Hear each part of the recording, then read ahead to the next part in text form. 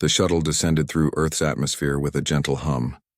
Inside, 5 alien cadets sat in uncomfortable silence, each lost in their own thoughts about the 3 months ahead.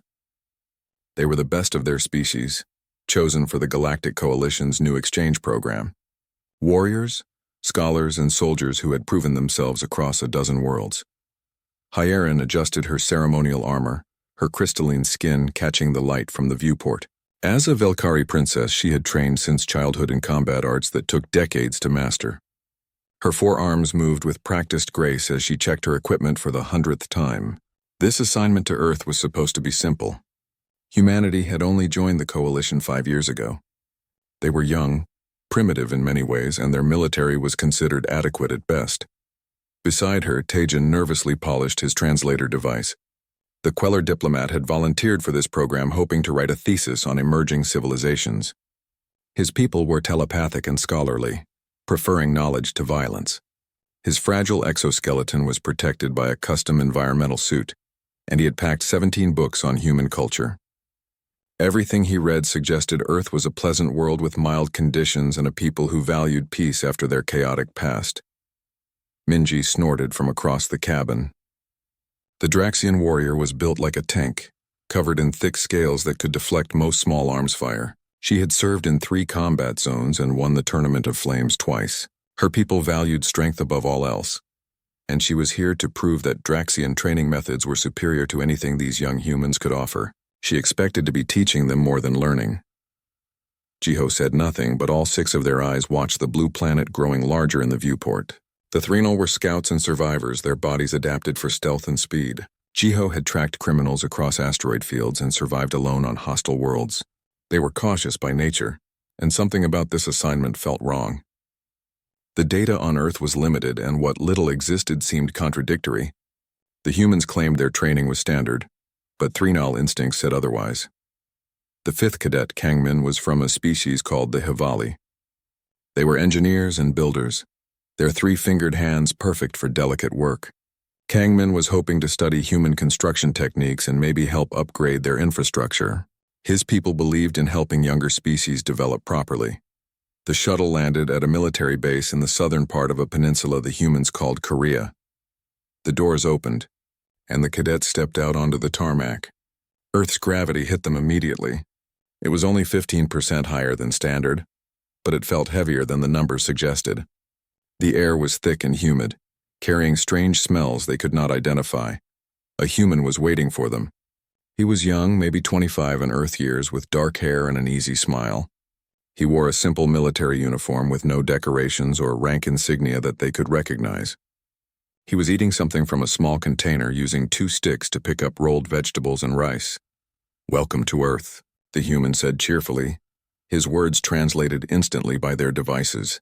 "I am Doyen. I will be your training instructor for the next 3 months. I hope you had a good flight." The aliens exchanged glances. This was their instructor. He looked so ordinary, so casual. Hyerin had expected someone more impressive, perhaps covered in battle scars or wearing power armor. This human looked like he had just woken up from a nap. "I am Hyerin of the Velkari Dominion," she said formally, performing the traditional warrior's salute. "I have trained in 17 martial disciplines and served with honor in my people's defense forces." "Cool," Doyen said, nodding while chewing his food. "That is really impressive." The others introduced themselves with similar formality, listing their achievements and credentials. Doyen listened politely, continuing to eat his lunch. When they finished, he gestured toward a cluster of buildings in the distance. "Great! Let me show you where you will sleep. We have prepared special quarters for you. Tomorrow we start training at 5 in the morning. Tonight, just rest and get used to the gravity. Also, we have dinner at 6. I hope you like Korean food." He started walking, and the aliens followed. The base looked ordinary, maybe even primitive by galactic standards. Simple concrete buildings, paved roads, and human soldiers going about their duties. None of them paid much attention to the alien visitors. A few nodded politely at Doyen, who waved back with his eating sticks. "Is this a training facility or a regular military base?" Tejan asked carefully. "Both," Doyen replied. "This is where I did my basic training 2 years ago. It is a good place to learn. Not too fancy, but it has everything we need." "And you are a training instructor?" Minji asked, unable to hide her doubt. Doyen laughed. "Oh no, I am not special or anything. I am just a regular soldier. They picked me because I had nothing important scheduled for 3 months and I scored average on most tests. They wanted someone normal to show you how normal human training works. This did not reassure anyone. Their quarters were simple but adequate. Each alien had their own room with a bed, storage, and a small bathroom. The beds were harder than expected, and the rooms were warmer than comfortable. Hiren noticed the windows had no blast shutters.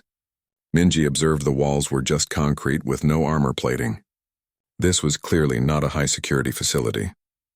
That evening, they gathered in the cafeteria for dinner. Doyen had saved them seats and was already eating with enthusiasm. The table was covered with dishes they did not recognize. Red soups that steamed aggressively, vegetables that smelled fermented, meat grilled at the table over hot coals. Everything was bright with color and strong with smell. "Try the kimchi jjigae," Doyen said happily, pushing a bowl of red stew toward them. "It is a little spicy, but very good. This is mild version, special for beginners." Hiren took a small sip. Her crystalline skin immediately flushed dark purple. Her eyes watered. Her throat burned like she had swallowed plasma. This was mild. The other aliens tried different dishes with similar results. Tajin's telepathic abilities went haywire from the sensory overload. Minji, who had bragged about Draxian fire resistance, grabbed for water with desperation. Shiho's 6 eyes all teared up at once. Kangmin made a sound no Hevali had ever made before. Doyen watched them with concern. "Too spicy?" "I asked them to make it extra mild. Here, try the rice. Rice is safe." That night, alone in their quarters, the 5 aliens accessed the galactic database and began researching Earth more carefully. What they found made their blood run cold. Earth was classified as a Category 5 death world. Extreme weather, tectonic instability, dangerous flora and fauna. Humans had evolved as persistence predators who hunted by literally chasing prey until it died from exhaustion. They could survive in almost any climate. They had fought wars against each other for thousands of years, developing increasingly efficient ways to kill. And they considered this base, this training, this food, to be normal and mild. Hiren stared at her datapad as realization set in. They had not come to teach humans anything.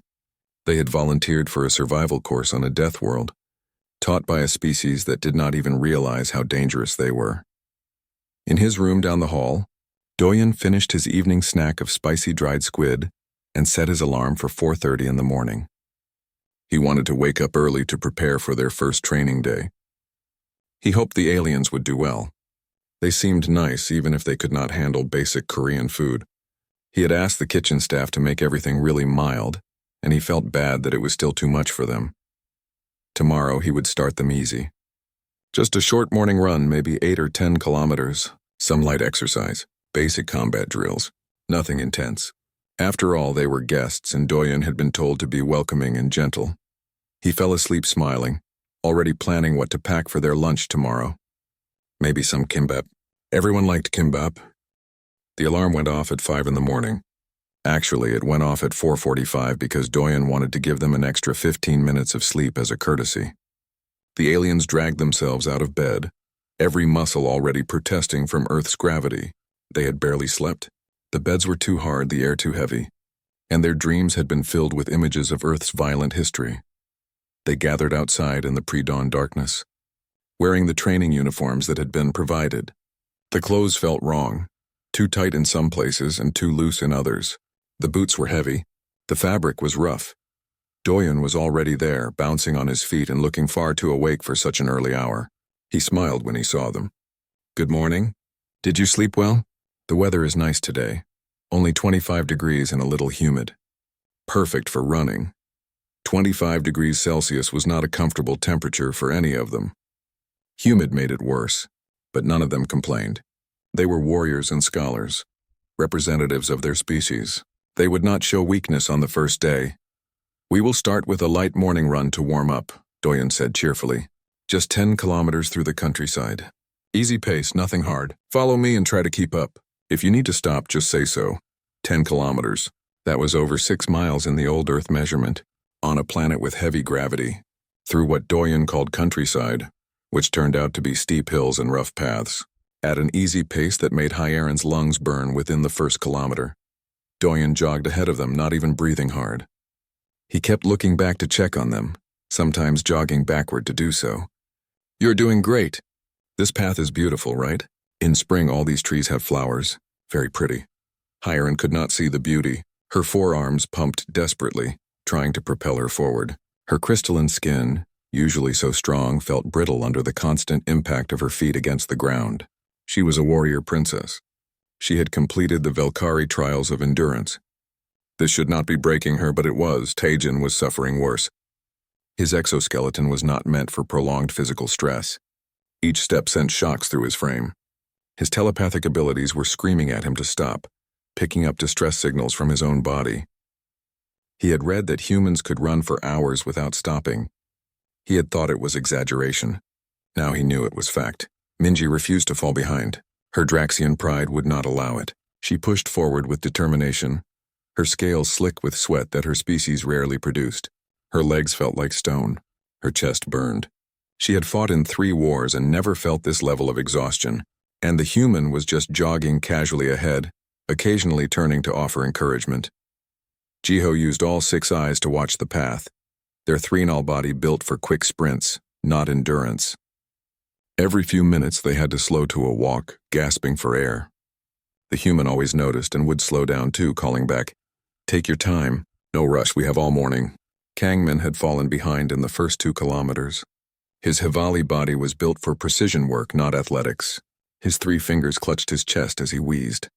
A human soldier jogging past in the opposite direction called out something encouraging in Korean. Kangmin had no breath to respond. After 90 agonizing minutes, they returned to the base. What Doyen called an easy pace had nearly killed them all. They collapsed on the grass, chests heaving, bodies trembling. Some were trying not to vomit. Doyen stretched casually, not even sweating. "Good job on your first run. You will get faster with practice. Now we have 30 minutes to shower and change, then breakfast at 7. You must be hungry."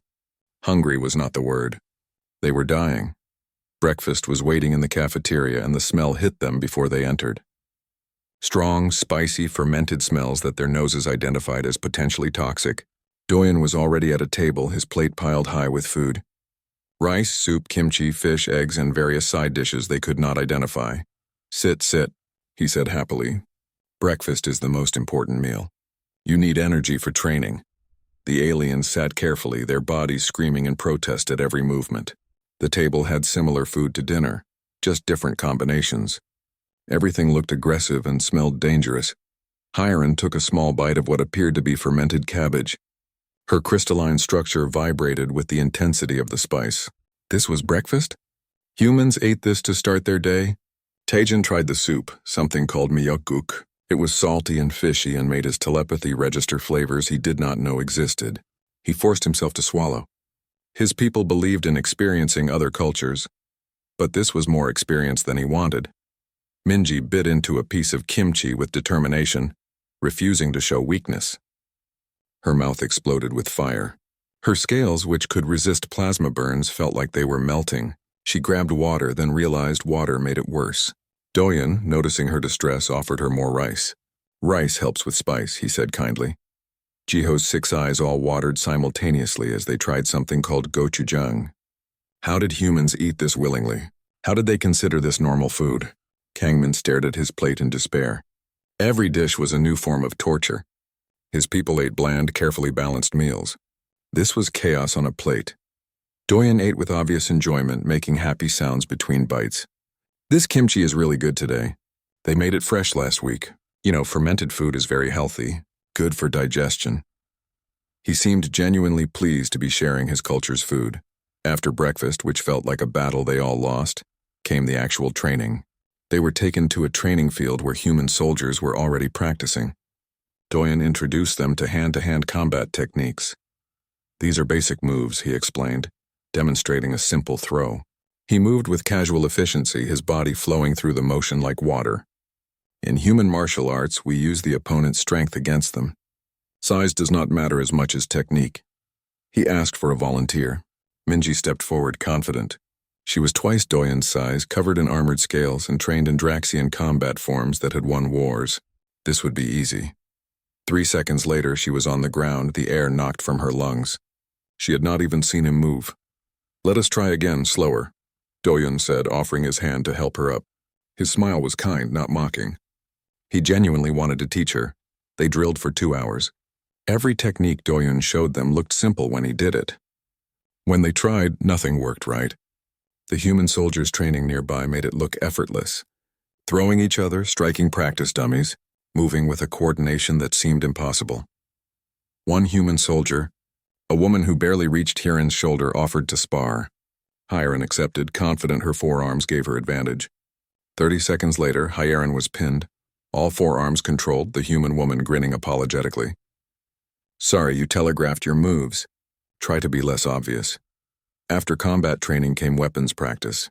Doyon brought out firearms, simple kinetic weapons that humans used. These are standard rifles. They have some kick, so brace yourself. Hiren went first. She had fired plasma weapons, energy rifles, and magnetic accelerators. A simple kinetic weapon would be easy. She aimed, pulled the trigger, and the recoil nearly broke her shoulder. The sound was deafening. The impact against her crystalline structure sent cracks spreading up her arm. Oh no. Doyon rushed over. I am sorry, I should have warned you better. These do hit pretty hard. Are you okay? She was not okay. None of them were okay. The afternoon brought swimming tests. Doyon led them to a pool filled with water so cold that Taijin thought his exoskeleton would shatter. This is our cold training pool, Doyon explained. It is kept at 15 degrees Celsius to build tolerance. In winter, we train in the ocean, which is colder, but this is fine for beginners. They were elite warriors and scholars, and this human kept calling them beginners. They entered the water, and it felt like entering ice. Doyon dove in without hesitation, swimming laps with smooth strokes. Try to swim for 20 minutes. It gets easier after your body adjusts. Bodies did not adjust. Bodies went into shock. By evening, the 5 aliens gathered in Hiren's room, their universal translators sharing the silence. They were bruised, exhausted, frozen, burned by spice, and questioning every decision that led them to this moment. We should request transfer, Kangman whispered. This is not training. This is survival. We cannot, Hiren said firmly, though her voice shook. We represent our people. If we quit on the first day, it brings shame. The human does not even realize, Taijin said quietly. I read his surface thoughts during training. He genuinely believes he is being gentle with us. He thinks this is easy. They sat with that terrifying realization. Minji checked her datapad, accessing Earth's databases. I found something. Doyon said he is average. I looked up average human capabilities. They can run for hours. They can go days without sleep if needed. They heal from injuries that would kill most species. They eat toxins for pleasure, and Doyon is average among them. What are the exceptional ones like? Jiho asked, though they were not sure they wanted to know. None of them answered.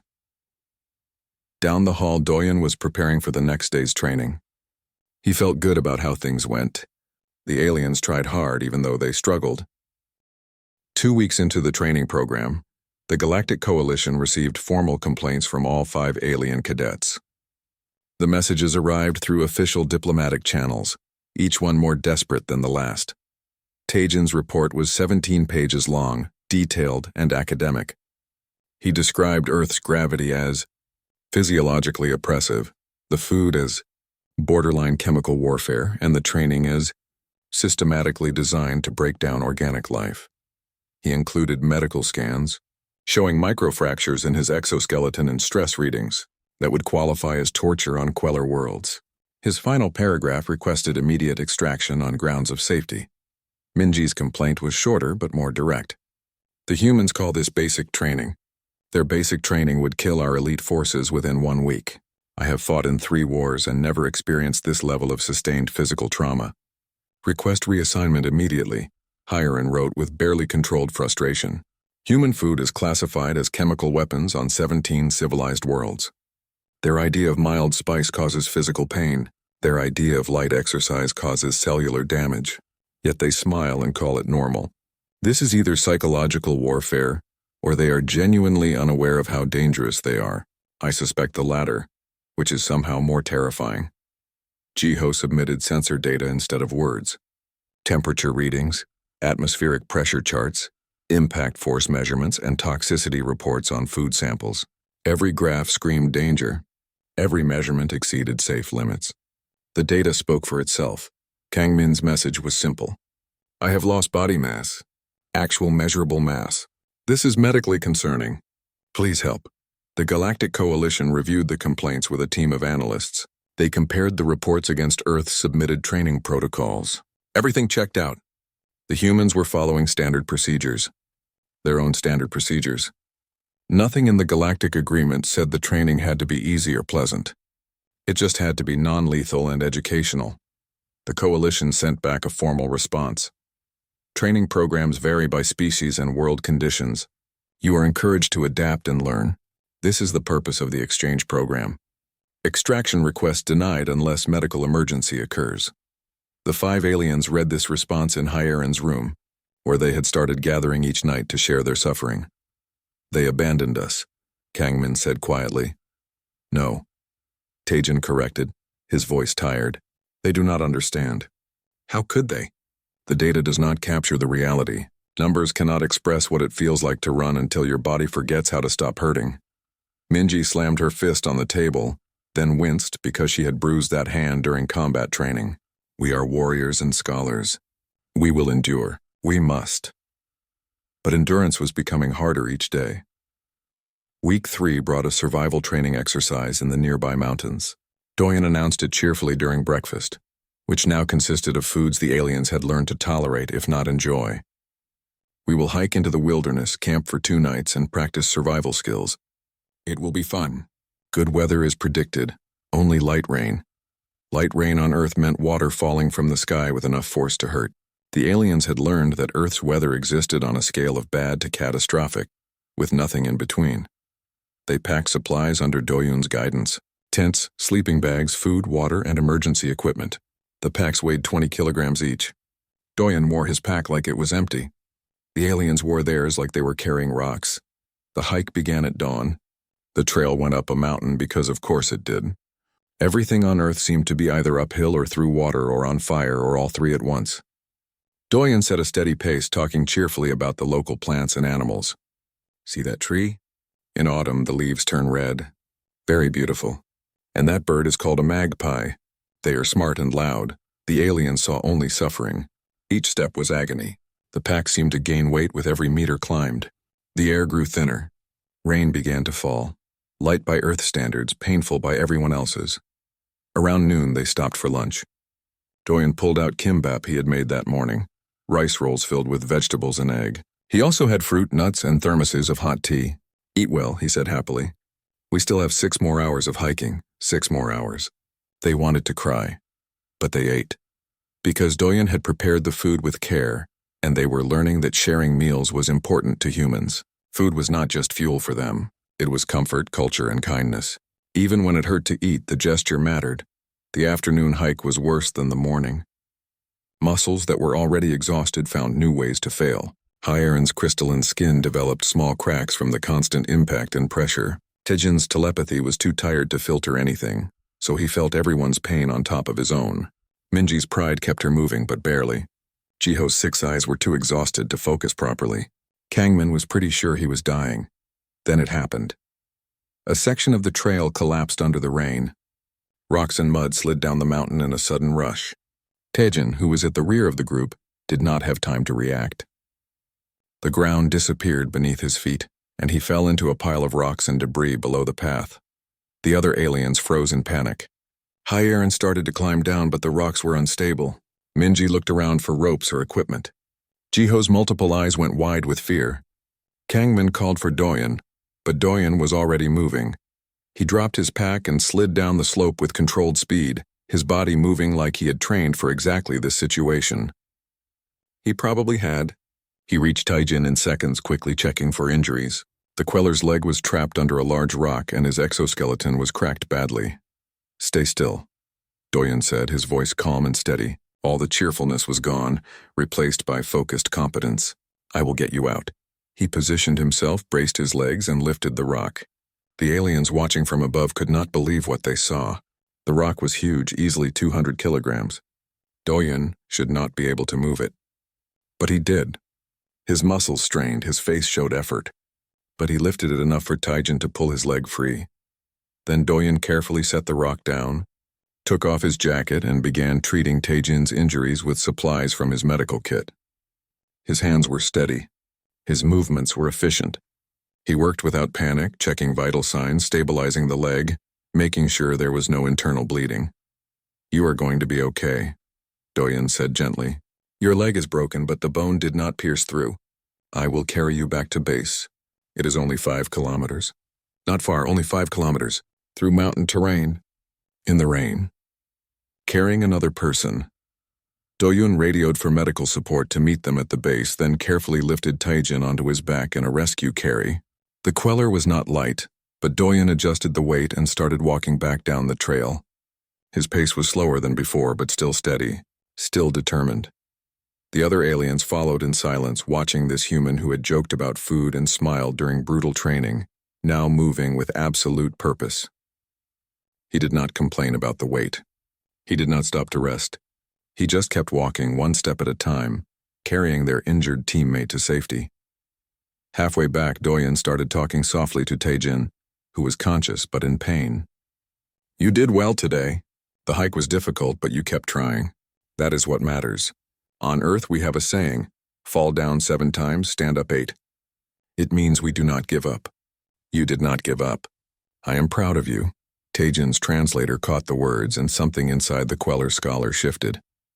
This human, who they had viewed as casually cruel, was proud of him. Genuinely proud, not mocking, not condescending, just sincere respect for effort and determination. They reached the base as the sun was setting. Medical teams were waiting with equipment suited for Queller physiology. Doyen carefully transferred Taejin to their care, giving them a detailed report of the injuries and treatment provided. Then he made sure the other 4 aliens were checked as well, insisting everyone get examined even though they protested they were fine. Only after everyone else was cared for did Doyen finally sit down. His hands were shaking slightly from the extended effort. His uniform was muddy and torn. He looked exhausted. Heron approached him carefully. "You saved his life. You lifted that rock like it was nothing. You carried him 5 kilometers without stopping." How Doyen looked surprised by the question. It was not nothing. It was heavy. "But Taejin needed help, so I helped." "That is normal." "That is not normal," Minji said firmly. "What you did requires strength beyond most species' capabilities. You are not average no matter what you claim." Doyen laughed, but it was tired. "I am average. Maybe a little stronger than some humans. A little weaker than others. What I did today any soldier on this base could do. We trained for rescue operations. We trained to help our team members. Strength alone is not enough. You need will, determination, and caring about the people around you." He stood up slowly, wincing slightly. "I should have been more careful with the trail conditions. I am sorry. I put you all in danger. Tomorrow we will rest and let Taejin recover. No training, just rest and good food." As he walked away to file his incident report, the 4 remaining aliens looked at each other with new understanding. "He apologized to us," Jiho said softly. "He saved Taejin's life and then apologized for not preventing the accident." The second month of training brought unexpected changes.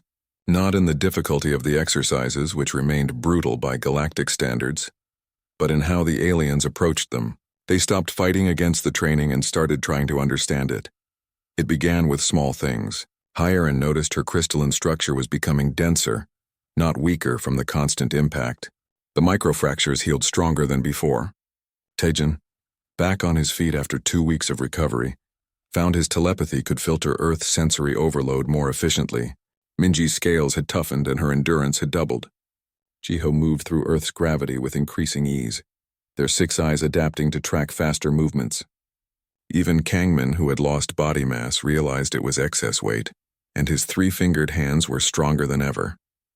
But the physical changes were secondary to something more important. They were beginning to think like humans. It happened during morning runs. Doyen would jog beside them, talking casually about his life, his family, his country's history. He told them about Korea's past, about how his people had survived invasions, occupation, war, and division. How they had rebuilt their nation from ashes multiple times. How they had gone from poverty to prosperity in 2 generations through determination and collective effort. "My grandmother lived through the war," Doyen said one morning as they ran through misty hills. "She tells stories about having nothing. No food, no home, no safety. But she survived. She raised 6 children in a tiny house. She worked every day until she was 70. Now she is 85 and still gardens every morning. She says keeping busy keeps you alive. Hiren listened while running, her forearms pumping steadily. On her world, elders were honored but protected, kept safe from hardship.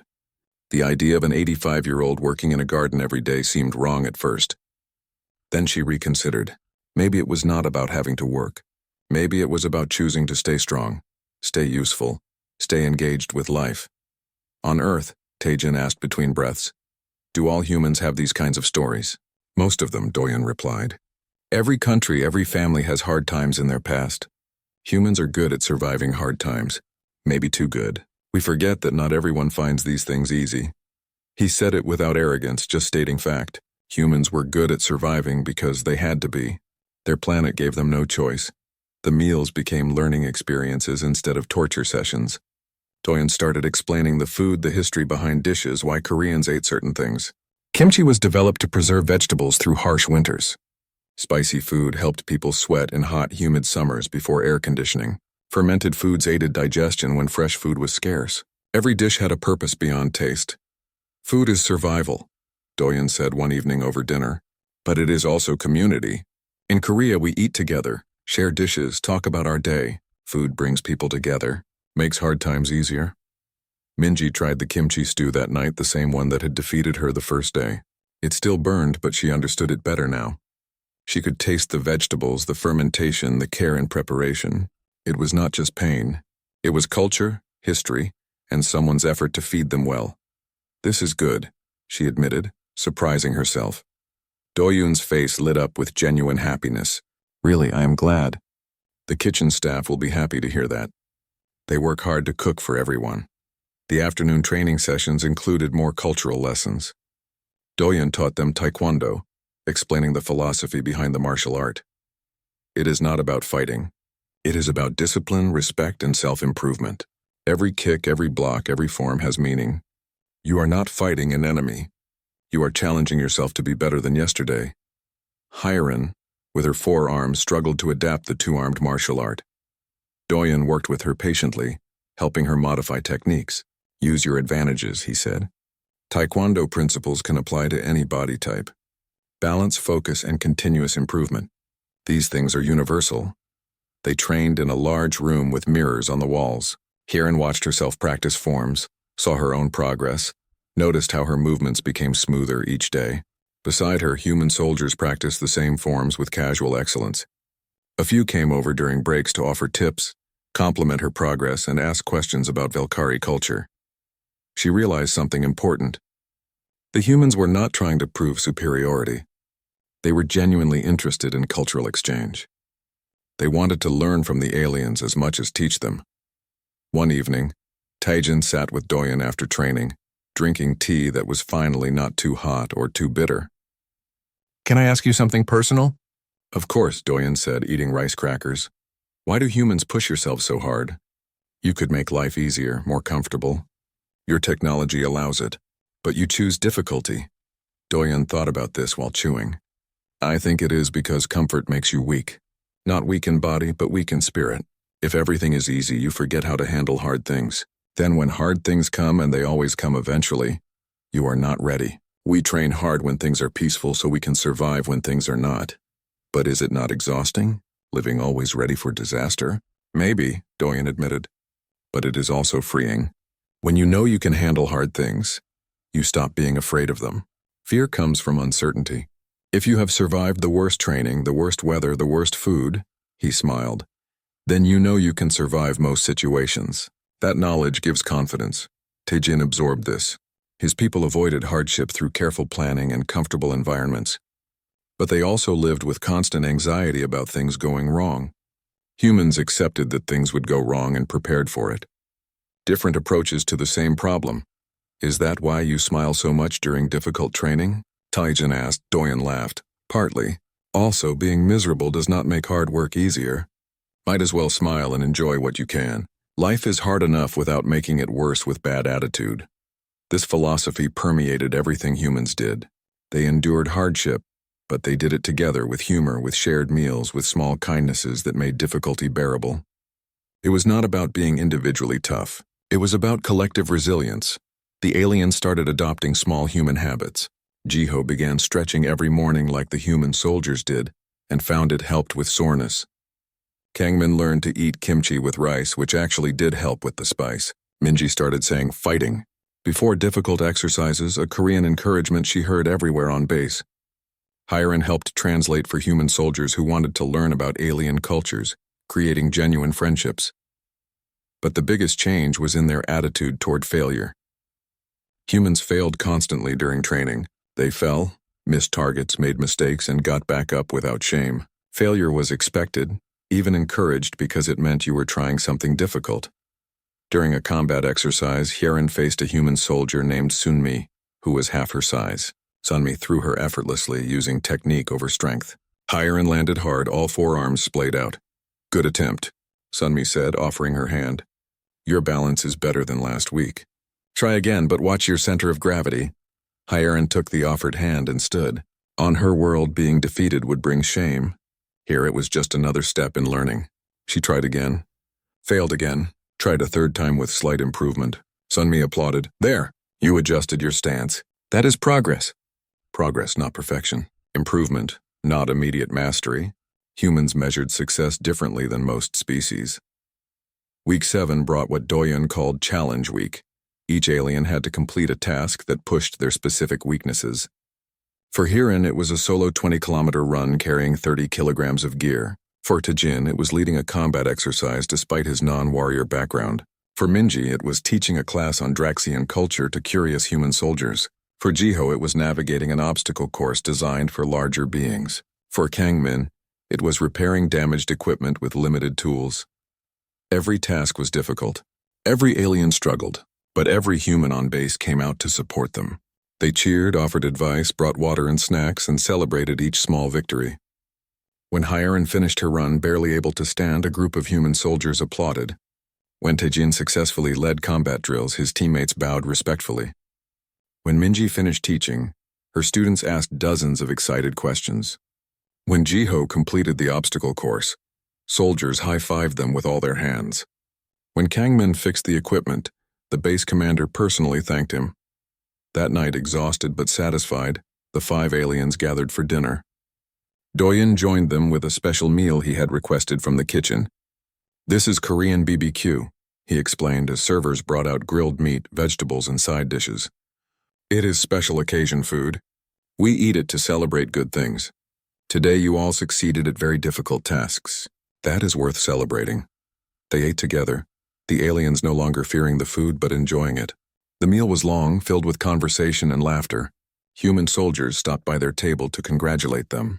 The base felt less like a training facility and more like a community. "Doyun," Hiren said as they ate, "I need to apologize." He looked confused. "For what?"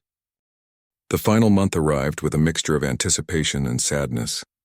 The aliens had grown to love this brutal, beautiful planet, and the humans who lived on it with such casual resilience. But they also looked forward to graduation, to proving they could complete what had once seemed impossible.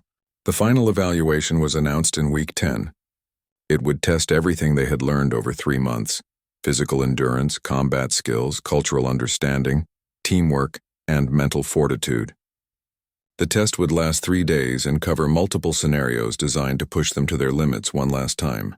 Day 1 began at dawn with a 20-kilometer march in full gear through mountain terrain. It was raining, because of course it was. But this time the aliens were ready. They had learned to pace themselves, to manage their breathing, to accept discomfort as temporary. Hiren's crystalline structure, now significantly denser, handled the impact without cracking. Taejin's healed leg held strong, his telepathy filtering out his own pain signals. Minji moved with steady determination, her Draxian endurance enhanced by months of human training. Jiho's 6 eyes tracked the path with practiced efficiency. Kangmin, who had once fallen behind in the first kilometer, now kept pace with the group. Doyun marched with them, not ahead or behind, but among them. He carried the same weight, faced the same rain, shared the same struggle. That was the human way. Leaders did not command from safety. They led from the front. At the halfway point, they stopped for a meal. Doyen distributed the food he had packed: kimbap, fruit, and thermoses of hot tea. Simple food, but it tasted like victory. They ate together on a mountain ridge overlooking valleys shrouded in mist, and the aliens realized they had stopped noticing Earth's heavy gravity. Their bodies had adapted. They had become stronger. "Good pace," Doyen said between bites. "You are all moving efficiently, using energy wisely. That is what endurance is about. Not sprinting fast, but continuing steady." They finished the march in good time, tired but not broken. The evaluation team recorded their results with approval. Several human officers made notes about the aliens' improved performance. Day 2 brought combat scenarios. Each alien faced multiple opponents in hand-to-hand combat, then worked as a team through tactical situations. Hyarin fought with confidence now, her forearms moving in coordinated strikes that combined Valkyrie techniques with human taekwondo. She lost some matches, won others, but every fight showed competence and skill. Taejin led a team through a hostage rescue simulation. His telepathy, once overwhelmed by Earth's intensity, now provided tactical advantage by sensing positions and intentions. His commands were clear, his strategy sound. The team succeeded with minimal simulated casualties. Minji faced her greatest challenge: teaching combat techniques to a group of human soldiers. She had to explain Draxian fighting methods in ways humans could understand and adapt. She had learned from Doyen's patient teaching style, and she found herself using similar approaches. Break complex moves into simple steps. Demonstrate clearly, offer encouragement. Correct gently. The humans learned quickly, and Minji felt pride in both her students and herself. Jiho navigated an obstacle course designed to test speed, agility, and problem-solving under pressure. Their threnal body, now adapted to Earth's gravity, moved with incredible efficiency. They finished in record time, beating several human soldiers' best attempts. The humans cheered and congratulated them enthusiastically. Kangman's test involved repairing critical equipment under time pressure while managing a team. His three-fingered Hevali hands, strengthened by months of physical training, worked with precision and speed. His leadership skills, learned from watching humans work together, helped coordinate his team effectively. They completed the repairs ahead of schedule. Day 3 was the cultural integration test, and it was the most terrifying of all. The aliens had to participate in a traditional Korean meal with senior military officers, demonstrating their understanding of human customs, communication, and social dynamics. This meant several hours of eating increasingly spicy food, while maintaining polite conversation and proper etiquette. The dining room was formal, with a long table covered in dozens of dishes. Generals and colonels sat alongside the alien cadets and Doyen. The food came in waves: appetizers, soups, main courses, side dishes, and desserts. Everything was prepared to showcase Korean culinary tradition, which meant everything was fermented, spicy, or both. Hyarin had learned the proper way to receive drinks from elders with both hands, a sign of respect in Korean culture. Her forearms made this complicated, but she adapted gracefully. Taejin engaged the generals in conversation about military philosophy, his telepathy helping him navigate complex social dynamics.